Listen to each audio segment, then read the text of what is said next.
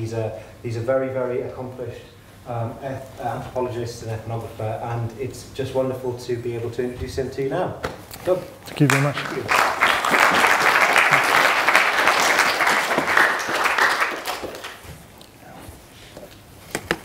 So keep an eye on my time. So good evening, and thanks very much for coming along to the Martial Arts Studies Conference and to my talk. And today I'm going to talk about efficacy and entertainment in martial arts studies, an anthropological perspective. I am an anthropologist, so I guess that's why it has to be an anthropological perspective. So for me, for my purposes, I like to talk about martial anthropology, and really it's just anthropology with the martial arts in. I guess to have a play on words with Tim Ingold, which would be anthropology is philosophy with the people in. Yeah, me and Ingold have, I have some issues with his work. I think he's the most brilliant anthropologist, contemporary anthropologist who's writing, and the most engaged as well. But I just don't agree with some of his work, and especially the work on agency and stuff. And I'm going to talk a bit about that as we go along. But first I want to outline some of this sort of journey into a martial anthropology, which is also a martial arts studies. It can be more than one thing simultaneously. And my influence was mostly from Philip Cirilli, who was my external examiner for my PhD, which I did at the National University of Singapore, turning down a place at the London School of Economics to go there, because I wanted to be in the field. I wanted to carry on learning Silat. I wanted to learn Malay language, and I ended up living there for 9 years. And it was Philip's idea of this performance ethnography, which is where you learn a martial art, you join in and learn a martial art from the ground up, and then you write about that. That's what I wanted to do. And I read his When the Body Becomes All Eyes. I read the whole book, and I actually was quite obsessive with that book at the outset of my PhD, because I went through every single reference to every chapter and every article and read everything. So that was how I set up my study on Silat, which is the Malay martial art. And this was kind of before Louis Waquant had published his work on carnal sociology and carnal ethnography. And I didn't really become familiar with his work until down the road a bit, actually after martial arts studies, the martial arts as embodied knowledge, which we didn't want to call it that. That was the publishers who titled it that. But the martial arts as embodied knowledge had already kind of been set up and written by the time I'd come across and was really starting to read Waquant's work. So I pay a bit more attention to that now, I guess. But this thing, martial arts studies, really is John takes the credit for writing about martial arts studies, really. I was a PhD student, and under Brian Turner, who gave me a contract for my book, Shadows of the Prophet, and they put me under John to sort of learn the ropes of how to publish. I ended up doing more of the work than he did, so that's why my name went on there first, but it was him that pressed for this martial arts studies. For me, I was quite content with martial anthropology.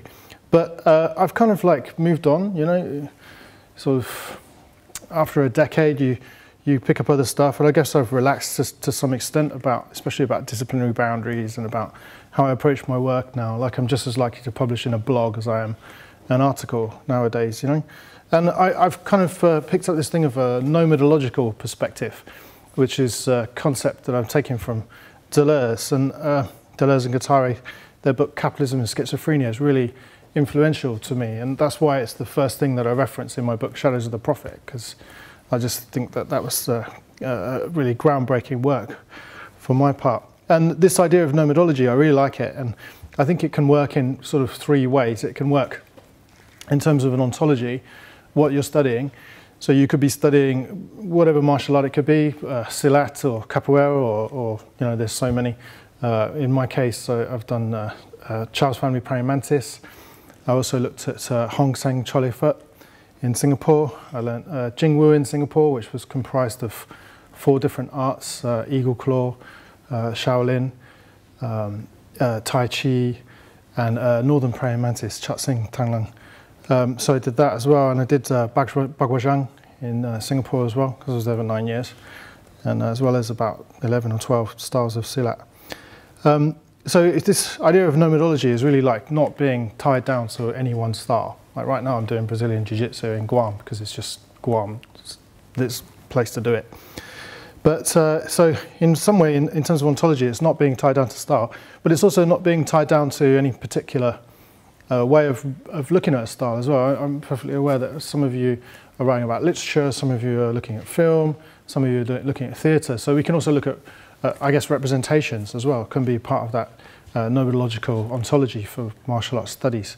And then just to sort of go towards epistemology, I think also we can be epistemologically kind of nomads as well. Like just, and this is really, all of this is really drawing from Bruce Lee's idea of absorb what is useful, you know? If it's useful, just use it, you know? So I think in terms of the epistemology as well, this nomadological perspective applies, and even in terms of the methodology too. So how are you going to work from this? For me, this seems to just tie it up all together, which otherwise just seems like a load of loose ends. But yeah. So I've got some prior form in more ways than one, I guess. And the Silat Malayu study that I did, Shadows of the Prophet, it was really tricky. They were the Naqshbandi Sufi Tariqat, which is a Sufi order of mystics, and they were the mystics for the royal families of Southeast Asia. So for my case, just coming from a working class builder's background, it was really like kind of working, interviewing up, doing ethnography up, all these millionaire people. And I learned Silat in England first from a bodyguard, or Ulu Balang, for Raja Ashman, who's unfortunately passed away just a couple of years ago. And I remember asking him if I could have permission to do this study, and he gave me permission to do it. And he said the most important thing actually in this, all of this, is respect. And it was quite tricky to write Shadows of the Prophet, because on the one side, clearly what in the West would be defined as a cult. Now, there's an Islamic deviationist cult, and they would be defined pretty much as a cult in Malaysia too, and within Southeast Asia, if they weren't so powerful, and if they weren't the tariqat, the order of the royal family, you know, because nobody can call them a cult because they're just too powerful to get called that. They can just do what they want. So it ended up being a kind of double study. It was a study of, on the one side, Silat as a martial art, but it was also a study of the Haqqani. And I kind of play with that theme right the way through the book, as it's broken up into these different sections of doubles and echoes and shadows and reflections. And so I constantly wanted to reflect back and to look at the kind of echoes of tradition in modernity, and modernity reinventing tradition, for example, that Hobsbawm thing, but also to look at the classical traditional sociology and anthropology, which was kind of obsessed with this idea of shadows. And if you read early Tyler, or if you read Herbert Spencer, there's all kinds of material on how native people supposedly lived in this kind of dream sort of shadow world, and that was real to them as well. So it was kind of like, to me, that's 100 years on. Of course, nobody in anthropology professes that or believes that, but at the same time, it was there in anthropology, and it was an understanding that they took to the world. And one thing, I guess, with anthropology, salvage anthropology is not popular anymore. You know, the idea of going around and salvaging things from different cultures. But I think salvage as a concept could actually be applied to anthropology, and we can still salvage things that are useful from the earlier anthropologists. And that was one of the things that I wanted to do with this shadows, reflections, doubles, and echoes. So that was the Shadows of the Prophet. And that took me a decade to do. And at the end of it, I got kind of fed up. I got fed up. There was too many arguments. There was too many fights between the group and the Guru Silat, and there was just way too much sorcery. And it started to give me the creeps, to be honest. And so I was living in Singapore. I finished my PhD in 2005, effectively written it up, had to wait a year and a half for the bureaucrats to mark it and deal with it. Some people in bullshit jobs, as Graeber would call them. And then, one day I saw this little old guy in the park, and he was jumping around, and he was in his 70s, but he was so fit, and he was using all these weapons and stuff. And I thought, I'd like to be like that when I'm old. That looks great. And so what I did was I embarked on another ethnographic study for 30 months. And I I trained with this guy for 30 months, usually 5 hours a day, every day. So I put in about 35 hours a week training, and then I put in about maybe 2 hours a day writing on top of that, writing the field notes, plus socializing with them and stuff like that. So it becomes like, it's really full time, it's full on. You end up working 60, 70 hours a week on average. It's just normal, yeah.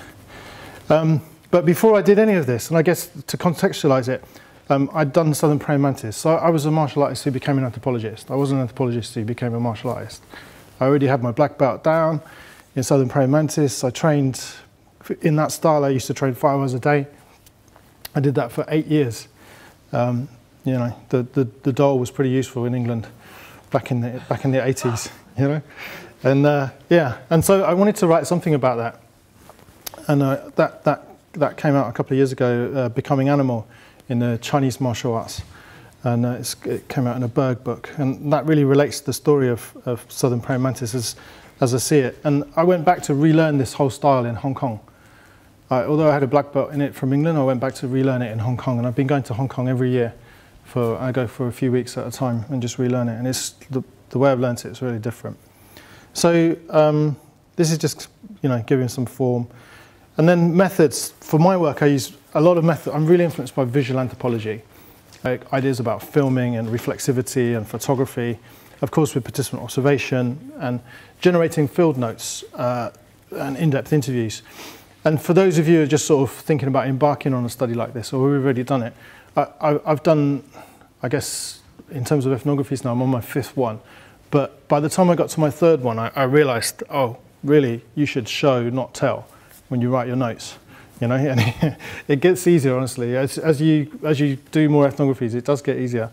And it got to a point where I started to write the field notes as almost like a finished book, like it was done. There's nothing more that you just have to add to it. Yeah. So you get to a point where you can just get it done. And of course, case studies, life histories, anthropology of experience comes in. And I've done work in Singapore, Malaysia, Thailand, China, Hong Kong, Yap, and Guam. So this is, you know, really, I'm really interested in this idea of a community-based collaborative research. And I take this really seriously. I work with the Jingwu Athletic Association. I'm a member of them in Malaysia. And the way Jingwu are, they see themselves as actually investigating martial arts.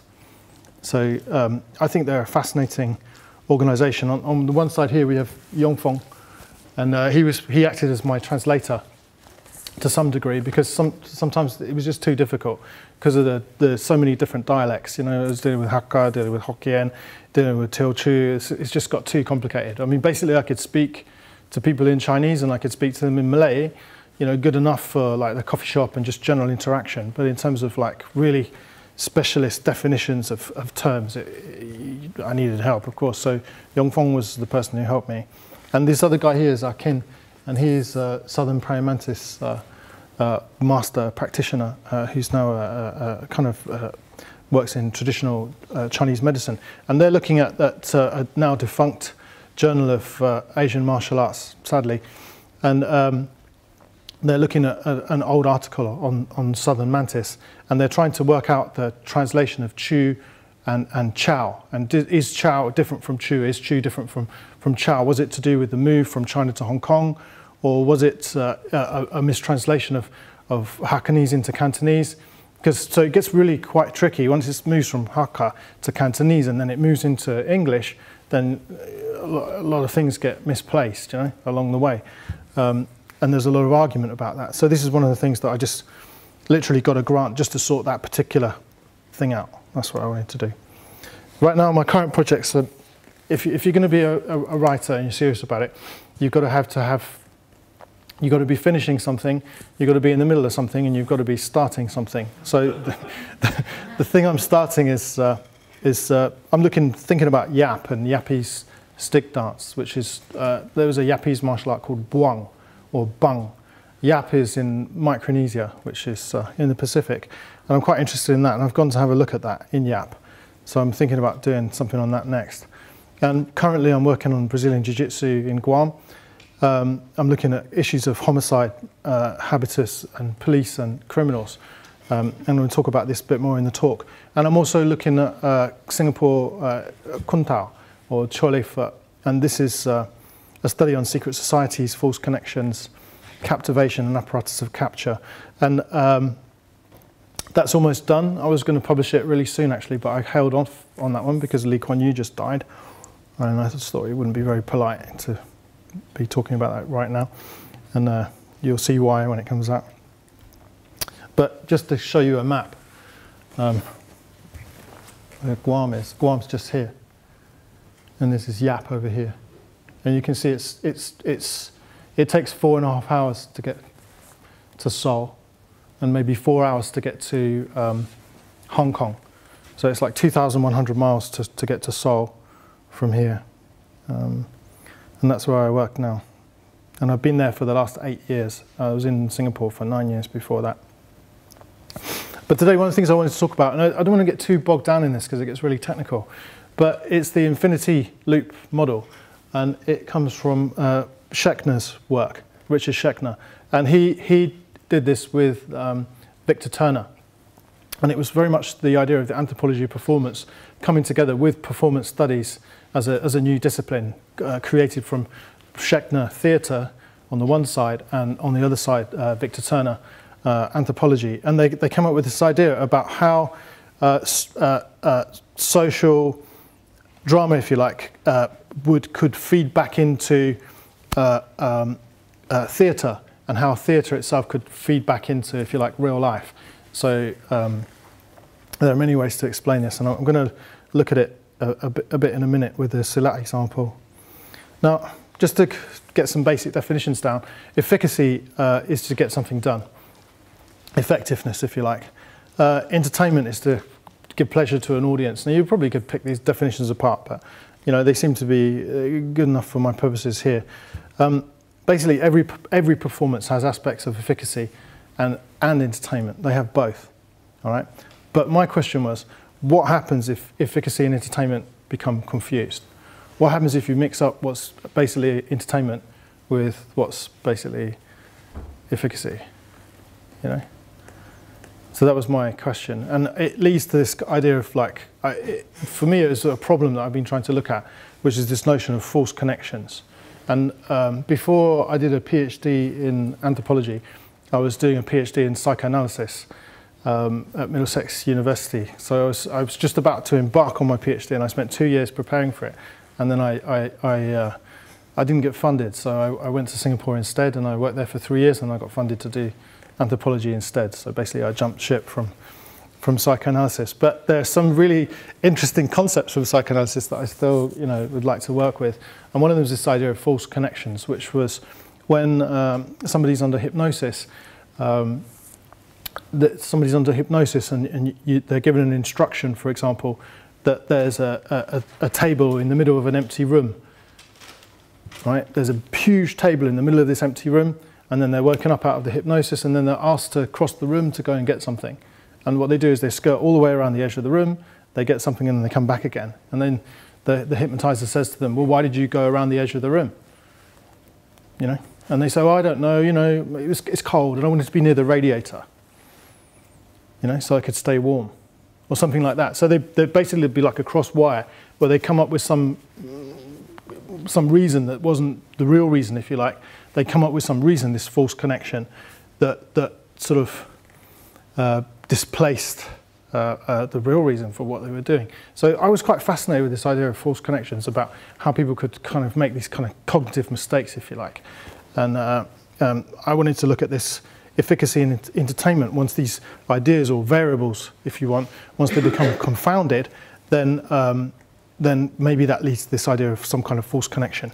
And you'll see in a minute what I'm going to talk about with that. But just to get through a bit more of the theory, another way to talk about this in anthropology would be to talk about captivation.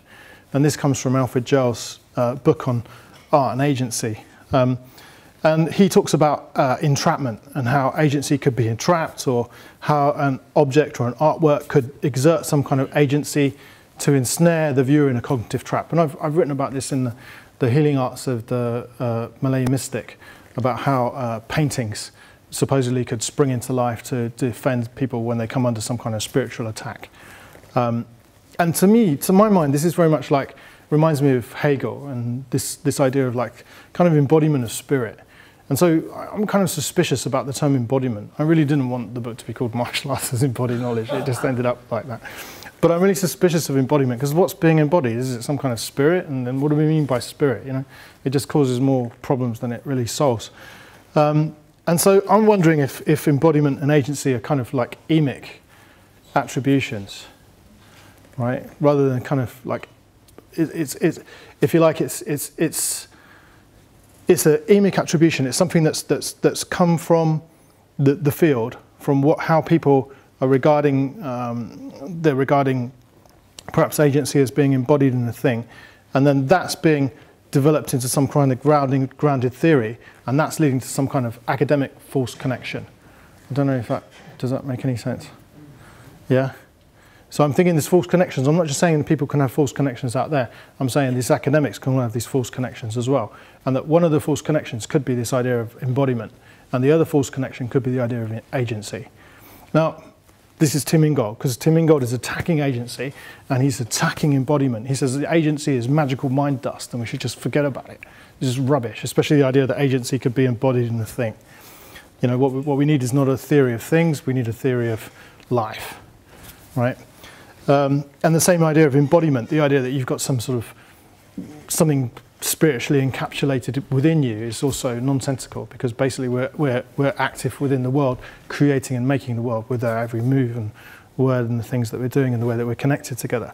So he really dismisses this kind of agency and embodiment, and I find that quite fascinating, because on the one side of me, I'm really tempted to kind of agree with him, but on the other side, you know, I think the only people who kind of really can think that agency doesn't exist and really have such a cynical idea about agency is people who've never had it stripped from them. If you've had your agency stripped from you, then you know all about it, really. If you've been in a total institution, like in a prison or a mental hospital or something like that, then you're going to start thinking, actually, agency is real and structure's real too. And so I think with the idea of an anthropology of performance, on the one side, yes, we can draw from Turner and we can draw from Richard Schechner, but also I think it's still important to maintain that root with Goffman, with Irving Goffman and his ideas. So this is where I'm going with that. This is Ung Sifu, Ung Kim Han. He is the guy I spent 30 months with training in Singapore. And mostly with this kind of Jingwu is theatre. They're training opera performers. It's not effective in terms of being a martial art. It's problematic. There was one of the people who trained with him for many years, and I came out of Southern Praying Mantis, and Southern Praying Mantis, if nothing else, they teach you how to fight. And it was in the East End of London where I learned how to do this, you know. And one of his students challenged me outside a community club, and he got really, really rough. And I wasn't going to put up with it, so I just flattened him. I did this technique called the face, where you just grab their face and smash them into the floor. And I flattened him, this guy. And then my friend Yong Fong comes up to me and goes, "Oh, no, you can't do that, you can't do that." And I said, "Why not? He attacked me." And he said, No, you made him lose face. And I'm like, "What?" He said, "Yeah, you made him lose face." So, okay. So this was, if you like, the martial arts being practiced for theatre, it's for entertainment. It doesn't mean that it doesn't have some kind of efficacy, it does. They have like these big wooden balls about this big. And for the life of me, I tried getting on this ball and running around on it, but I couldn't do it. Yeah? But then you see these kids, the Chinese kids, they jump on these balls and they run around on this ball, and the ball wheels around. It's just way better than skateboarding. Yeah. But this is like entertainment. He would tell me himself, this is not about fighting. This is about staying fit. It's about getting old gracefully. It's about being able to do a jumping spinning kick when you're in your 60s. You know? On the other hand, this man here, this Sifu Lee Tin Loy in Hong Kong, he was a former policeman who's retired. For Lee Tin Loy, it's all about efficacy. It's about being able to kill with your fingertips. This guy is incredibly powerful. The power that he's developed through his training. He's a very small person, but he's got this strange kind of abilities and powers. His teacher also had some very strange attributes, like his neck would just go straight down and he could knock on his neck and it sounded like plastic. You can't pull any skin off his hand, off his arms. like just the incredible bodily transformations that take place through this particular set of training. So these guys would argue there's very little theatre in what they're doing, that it's just totally practical. And they'd get really upset if you told them it was anything to do with entertainment. And then this is Yapese stick dance, which I was privileged to go and see in Yap, in Micronesia. And when I was there, reading all the literature on Bung, it says that it disappeared in the 1940s, that it's gone. That Bung doesn't exist. There's no Bung, no, you can't find it, you can't see it. And so I went and stayed in the Falu, which is the men's house, for 3 days. I took a few bottles of whiskey with me because the guys like to drink. And, we sat in this Falu, and this little old man came into the Falu, and he'd had a stroke, so he said he couldn't drink very much, but he polished off an entire bottle of whiskey. And he sat there, and we were just talking, and he started to, he asked me what I was interested in, and I said I was interested in Bung, and he said, really? And he said, well, it doesn't exist, you know, it's gone, that everybody who knew it died, you know. And I said, well, I don't believe you. And he said, well, why don't you believe me? And I said, well, because I saw the Yapese stick dance, and to me it's bloody obvious, it's right there. I mean, look at the definition on this guy's back. Look at the size of these poles. This is heavy. This is serious training, men and women. Yeah? You slip with this stick, you're going to break your fingers. It's not easy. And there's many different dances for many different villages. And it's entertaining. It's very entertaining. And of course, but it's also, the efficacy's been hidden inside the entertainment, you know? So this is what they've done.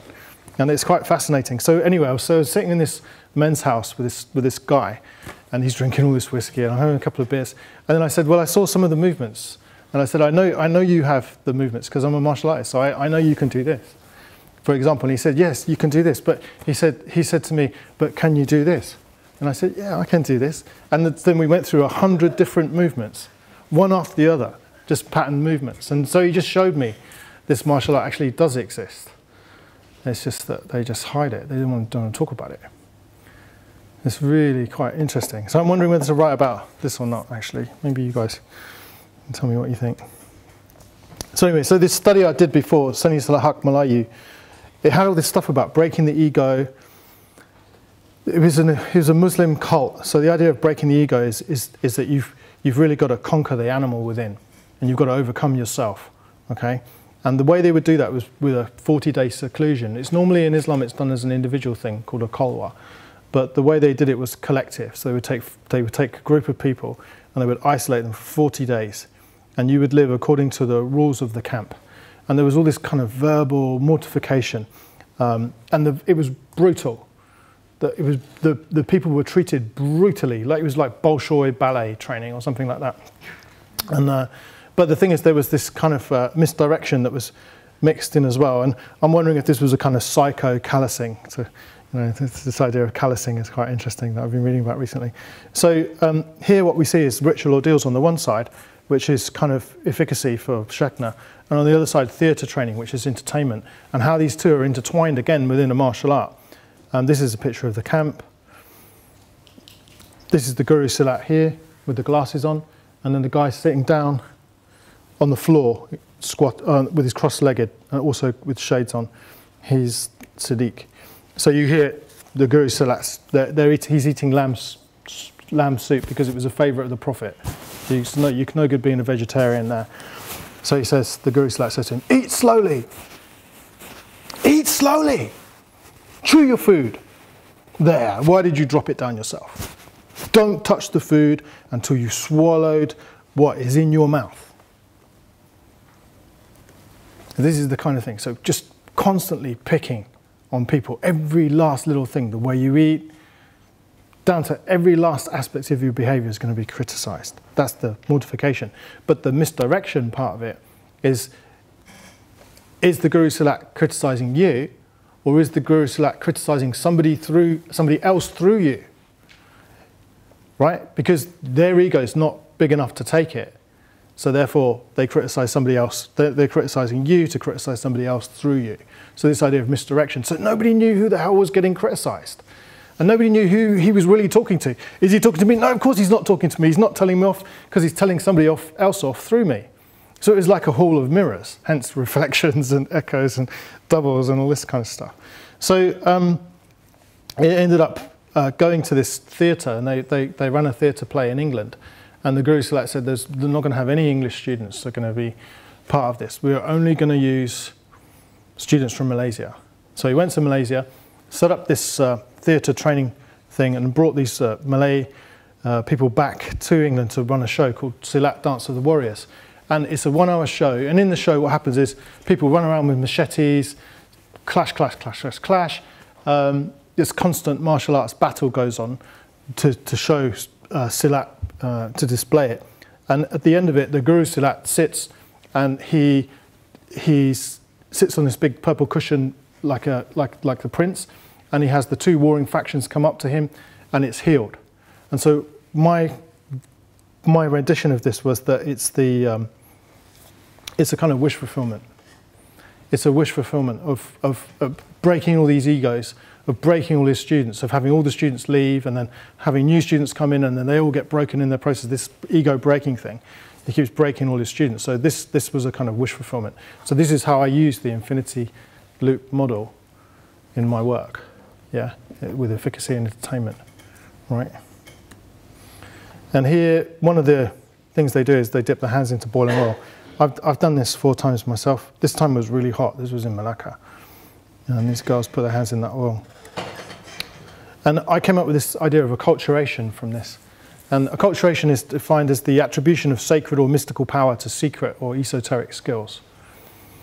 Yeah, it's a bit like fishing. You know, if you know the water and you know what time the fish come out, and you know the tide and you know the reef, then you can say where the fish are going to be and what time. But it seems magical to anybody who doesn't, know how to do this, right? And often it is set up as magic, but what it really is, it's a set of esoteric skills. And so what I'm talking about as acculturation is occult attribution, where esoteric skills are framed as magic. And so theatre for some might be framed as ritual for others, and vice versa. And one woman's black magic may be another's religiosity. So this also links into this idea of this infinity loop model, where you've got sacred and mystical power on the one side and esoteric skills on the other, and it's a way of hiding or revealing, which is kind of integral, I think, to an understanding of martial arts. Okay, so that was the first study. So the second study, I'm just going to talk about 3. The second one is the Singapore Kun Tao. Kun Tao is a Hokkien word for head fist, loosely, and Hong Sing Chole Phut is a group in Singapore's red light district in Geylang. They have 14 streets that's just prostitution legalized in Singapore. And it's kind of a long arm swinging training method, where they have all this like really huge swinging of the arms. But it uses a lot of the leopard insignia. They have leopard trousers, they have leopard fists that they use. And somehow they're definitely a secret society. They're a famous secret society. Another word for secret society, of course, is triad. Somebody told me this is a great style if you need, if you're going to go to prison, this is the style you want to know, because you can learn this style in 3 months. No need to go and learn for 20 years Tai Chi, forget about it. You could learn this for 3 months and you can kill people with your fist. So this was the mentality that they had for this Singapore Kun Tao. And of course the long arm swinging just got totally thrown out of the window. That was kind of the entertainment part of it. But the efficacy was really just this strike with the leopard fist. And I think it's really kind of problematic how the martial arts changed, because a lot of the traditional method of training the art, like for example, they would take 2 stools like this, here and here. They would place their fingers on the stool and then really wide, and then they would do these press-ups on this stool with the whole body going down through it. But the teacher said to me, nobody does this anymore. And I said, why not? And he says, oh, it's too much like hard work. Nobody wants to do this anymore. So they don't train, the method is kind of lost, sadly. This is Chia Sifu when he's young. Very precise, brilliant footwork. This was a video that I was going to show you, but it doesn't matter. It's not going to work. And he said to me one time, do you know how to dance? And do you know how to dance the cha-cha-cha? And it was really amazing, because it was this cha-cha-cha, and he would just use this step, and he would turn sideways and then pop, and he was really, really good at this precision movement. He was really lethal, this guy. And the thing about Charlie Foot that I thought was really interesting was this withholding and revealing. Like he would teach you another step and another form, but they would withhold the meaning behind it. Or they wouldn't show you the application. Or they wouldn't show you the next form until you attained a certain stage. So this is part of the learning in Kung Fu. And there's a kind of waist twisting with doubling the maneuvers. Like, you know, I always teach my students actually that this really simple maneuver is really effective because you've got an elbow, a back foot, you know, you've got 4 blows in just turning your waist.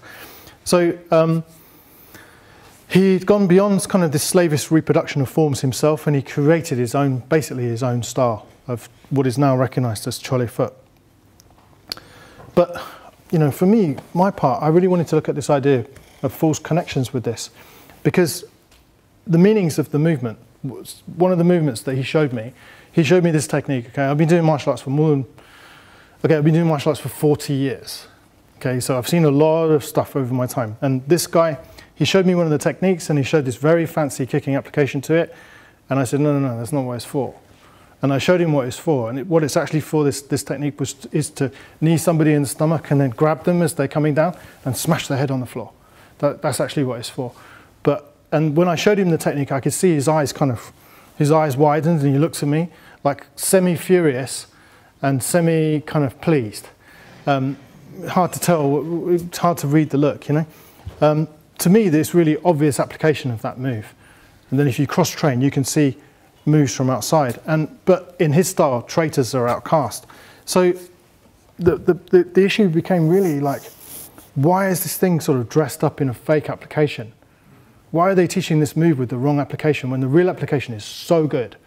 And yet they've hidden it. And they've hidden it so well that even they've forgotten it. You know? So this is captivation.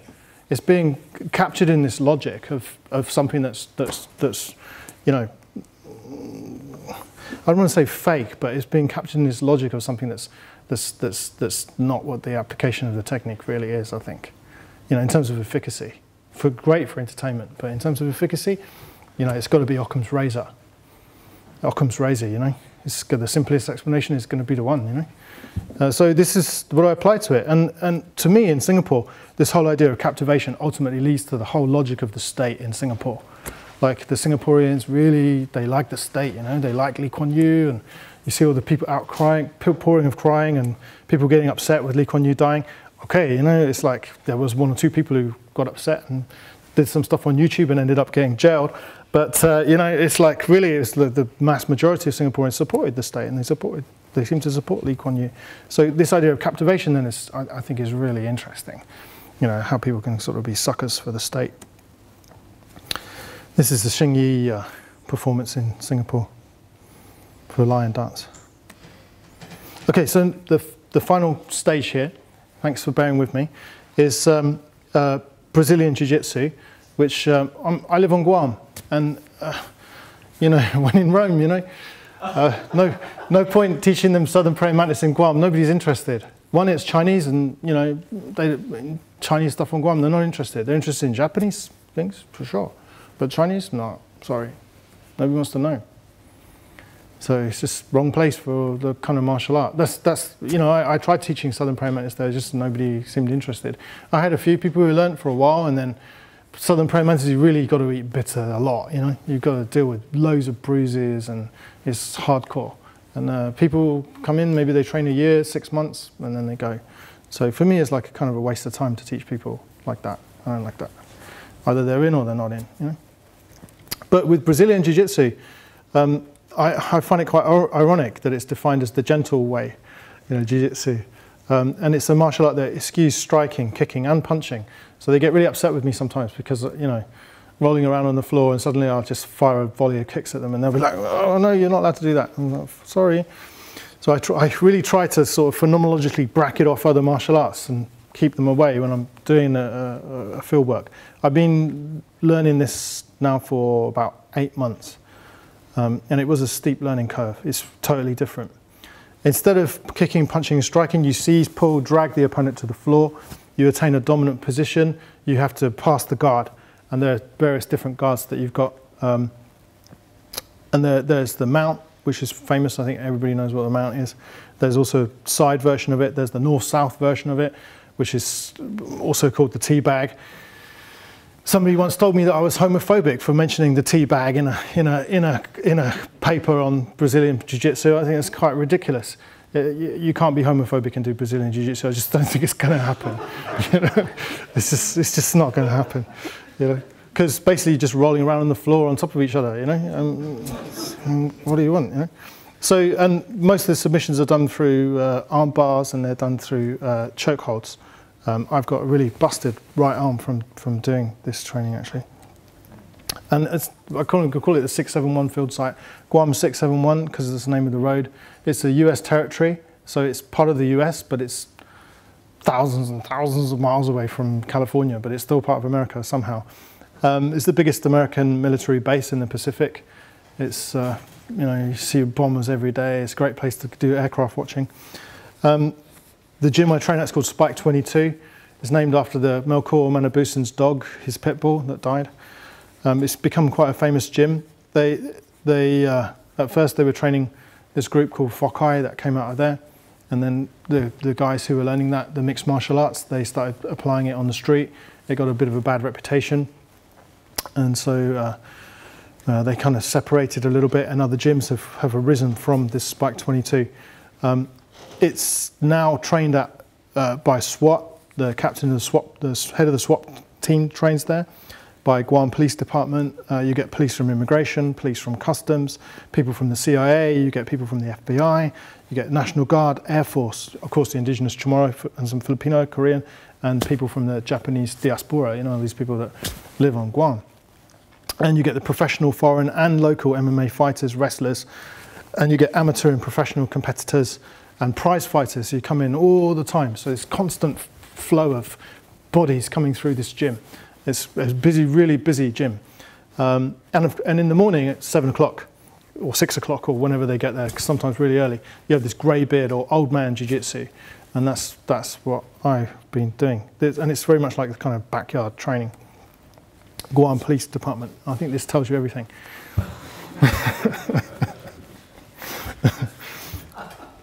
Yeah, it's kind of really deceptive, isn't it? You know, a lovely picture of the palm tree and the boat and the beach, and then GPD, I'd rather be choking you out, yeah, than on the beach. And here's some pictures of Jiu-jitsu. And, you know, the becoming animal thing, I sort of flirted with using it for this as well. And Dan showed me a move, and he talks about, I move my whole body like a snake, and they use snake as a verb, snake tin, snake to cross, and talk about turtles and dogs and stuff. But really, it doesn't kind of make much interest in me, to be honest, talking about becoming animal in Jiu-jitsu when 5 murderers have trained at Spike. You know, when people tell you stuff like that, you start thinking, okay, so what am I going to do with this? So, I'll get to that in a minute. So Cauliflower Culture is the name of the brand that they're promoting at Spike 22 right now. And if you use Twitter or you're on Facebook, you can look at Cauliflower Culture and that'll come up. It's really a fighter's thing. Cauliflower ear is one of the perils of proximity. Basically, you get these big, lumpy, massive cauliflower ears. If you're not injured after 1 year of Brazilian Jiu-Jitsu, you're dead. Basically, there's all these brands that are emerging: Fokai, Purebred, Cauliflower Culture, and to some degree, it is some kind of celebration of violence and some celebration of masculinity. But there is a logic of submission that's built into it, because you can tap out in Brazilian Jiu-Jitsu. You know, if someone puts you in a lock and they choke you out, you can tap out, and then by tapping, they should let you go. You know, I mean, this is training Spike. This guy here is, wow. There's Manny Chong on top there. Manny Chong gets hold of you. Oh my God, it's hard to get him off. He's a professional MMA fighter. He's also a policeman. Brilliant person to train with, really generous and teach you many different things, you know. And the PCS, position, control, submission, is what Jiu-Jitsu is about. Getting position, and then you can take control, and then you submit the person. And you work for each one. It can take time. This is a rear naked choke. See some females training as well. And just train with the guys. Now, this idea of habitus from Wakwan, I don't know, I'm kind of uneasy with it in some ways. With Levi Strauss and The Way of the Mask, this book really influenced me. and he talks about how transformation sets occur with masks. Like you'll find one tribe will have one myth and another tribe will have another myth that's kind of opposite, but they'll have the same mask.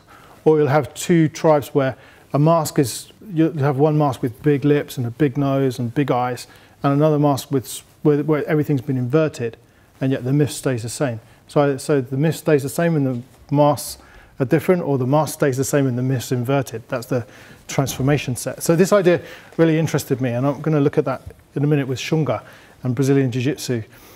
And of course, there's some terms that come up with ethnography. You've always got to be really listening to what people are saying. I really think it's very similar to psychoanalysis in some ways, because it really is the art of listening. You just have to sit there and just listen to what they say. I don't even like asking questions. I hardly ever ask questions in my research. I just listen to what people say and just let them tell me. Sooner or later they will. There's a chapter in Fighting Scholars by Brian Hogeven on Brazilian Jiu-Jitsu. It was quite interesting because he talks about habit rather than habitus. And of course, this idea of habitus comes from Hexis, from Bourdieu, where habitus was supposed to be embodied Hexis. But I think Waquant does a fairly good job of dismissing that. And to be honest with you, it just ends up with being this word salad of theory, you know? And I just get to the point where, is this really useful? You know, is this helping us? I don't think so. I think it's putting the ethnographic cart before the horse. It's really more important just to do the study on the ground and see what comes out from them. And then you can mess about with transformation sets. So, yeah. Check it out. You know? Yeah, there's a PhD ready to be done there. Somebody could do that, you know? Yeah. Homicide. I don't see ankle locks or arm bars as that dangerous. It's going to be strictly chokeholds. This is the GPD person assigned to me. The Guam Police Department very kindly assigned a investigator to me to help me to do my research, which is really interesting because I managed to get the records from the police department from people who've been killed with rear naked chokes, and I could look through the autopsy. Carl Gargarita killed Anthony Girilau on June the 14th, 2013 using a rear naked choke. Apparently the guy tapped out, but he didn't stop because he knew he was tapping. He thought it wasn't safe to let him go, so he ended up killing him. Eric Garner, as we know, was killed on July 17th, 2014 by New York PD, NYPD, using a rear naked choke, and it's very famous, I can't breathe. You must have all seen that as a kind of protest. And so homicide and rear naked chokes seem to be a really interesting thing to research from Spike. And here's the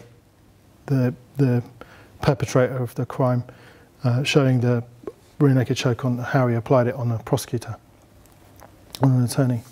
So, okay, so I've got these three areas, all right, right now. Something I'm finishing, something I'm in the middle of, something I'm maybe about to begin.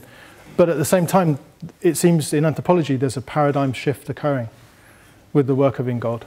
On the one side, he's challenging agency and throwing that out with the idea of animacy, that it's not looking at some kind of agent that's embodied in some flesh, but actually it's about how things work in terms of life and how things work in terms of the environment.